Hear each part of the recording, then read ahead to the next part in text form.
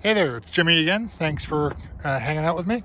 It's freezing cold. We're here in Wyoming and we found something really cool. But hang on, this is not just a Jeep Cherokee XJ.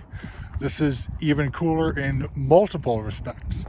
So first, if you haven't done so, please do hit subscribe and make sure you hit the notify me or notification button so that you actually get notified whenever I upload something new.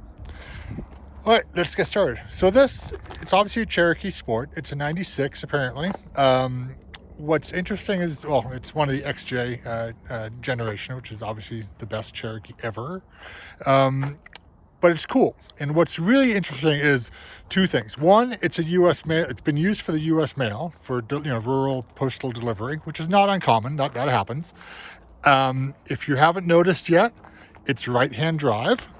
Jeep did make some right-hand drive specifically for the Postal Service or for private individuals who wanted to deliver the mail. So you could do that. But there's something even cooler about this. This is, I believe, or I'm 99% sure, this is actually a Japanese market Cherokee. This was sent to Japan and then came back and became a postal vehicle. So let's take a look at this thing. Let's see what's common to the US and what's not. And I'm familiar with the Cherokee, but I'm not an expert. So if I screw something up, don't slam me. Just mention in the comments for everyone else. So let's take a look. I mean, obviously it's red, which a lot of them are. Probably the best color for the Cherokee Sport. It's got the the fender overriders like the older ones did, which is in the contrasting black color. One of the first things that comes to mind here is look at these little fender side markers.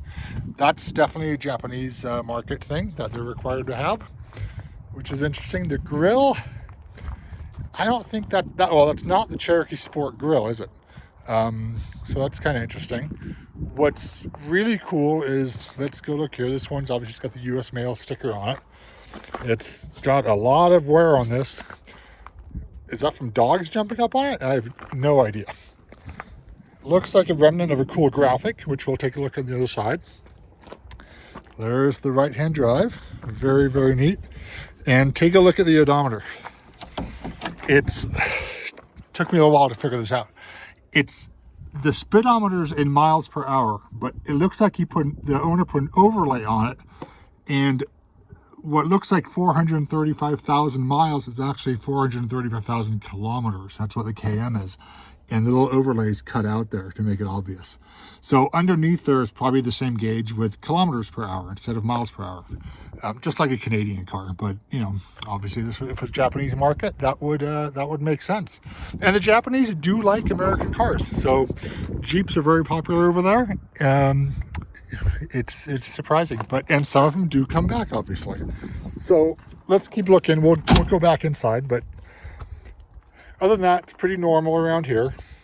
This is interesting. It's got the spare tire, the exterior spare tire carrier, which is, I think, a very infrequent option. I never see it on XJs, but it's pretty cool. So it just pulls away like that.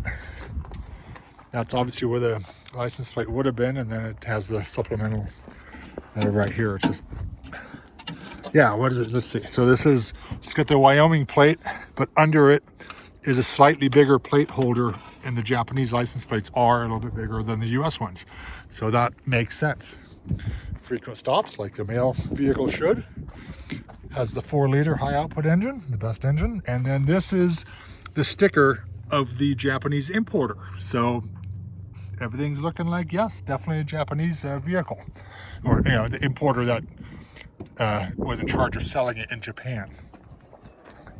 So in here, pretty normal. This is, well, the guy's got recovery straps and lots of gasoline bottles. Must have had a long rural postal route. It's quite dusty. Yeah, it's Wyoming, right? Everything's dirt roads here, so that's to be expected. And let's keep looking here. So just got that's just the regular Jeep steel wheel, and then not the sport wheel, which the sport always had alloys. And then these are just the white mags that somebody else put on with different tires. 96 Cherokee 4x4, obviously. Check out this graphic. I don't think this graphic was ever available in the US. It says Jeep, obviously. Does this come off? Yeah, let's take a look here. Let's see if we can get this off. Oh, can't do it really well. So Jeep and a splash graphic. Gotta love that. Cherokee Sport, obviously. And it's, I gotta tell you, it's so odd getting into one of these. And where's the steering wheel? It's over there. So it's very, very interesting, this vehicle. Let's look under the hood and take a look. Because everything else here, I mean, it still says Jeep. You know, these are sold in Europe too. So if they were sold in England, I guess they'd be right-hand drive. And obviously for Japan, it would need to be right-hand drive. Although the Japanese market's interesting. They buy a lot of imported cars from Europe and some of the US and want left-hand drive, even though they're driving on the other side of the road. It's a status thing. It makes it more, just higher class, I guess. But this one isn't, obviously. This one is right-hand drive as it should be to drive normally. Let's see, this is, here's a sticker. Manufactured for export, and there it says it again, export vehicle. So it's interesting. Let's see, it was built September of '95, and well, and obviously exported to Japan. And how do we know it's Japan? Well, obviously we have the little repeaters, but that, you know, could be anywhere. But when we open the hood, well, there's your 4-liter. Very cool. Everything looks pretty complete. Not bad. This one has not been picked over yet. But take a look in here. There's let's see if I can, hang on, I gotta move something the other way. Excuse me. The little, on the radiator panel, it's got everything in Japanese. So it's telling you E.3 brake fluid, I guess it's telling you what kind of oil, kind of washer fluid, power steering fluid. Then more instructions here, all in Japanese. So very interesting that they do that just to make it obvious for the Japanese market. But the other labels are just, you know, the normal regular ones, same ones we have here. But yeah, so I don't know, I think it's this is very, very cool, very different. I mean, the right-hand drive is awesome, and but perfect for U.S. mail vehicle, right?